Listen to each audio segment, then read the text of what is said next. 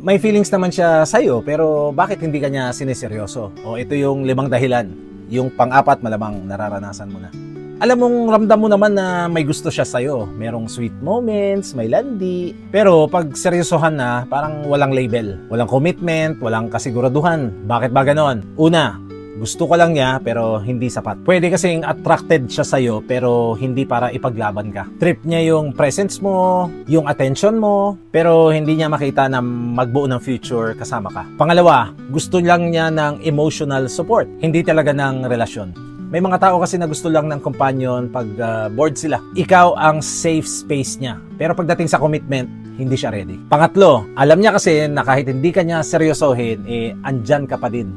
Naging komportable na siya sa idea na kahit anong mangyari, andyan ka lang. Eto na, pang-4, may iba pa kasi siyang priorities. Pwede kasing gusto ka niya, pero inuuna niya muna yung kanyang career, o family, yung kanyang bisyo o hobbies. At pwede ding may iba pa siyang tinitingnan. Tandaan mo, pwedeng option ka lang pala. At pang-5, gusto niya yung kilig, pero ayaw niya ng responsibility. Masaya talaga yung mga sweet moments, late night talks, hanging out, dating. Pero pag may expectations na at kailangan ng panindigan ng feelings, umaatras na. Kasi makinig ka, ang gusto niya hindi relasyon, kundi yung feeling ng may karelasyon. Hindi pwedeng ikaw all in, tapos siya laro-laro lang, di ba?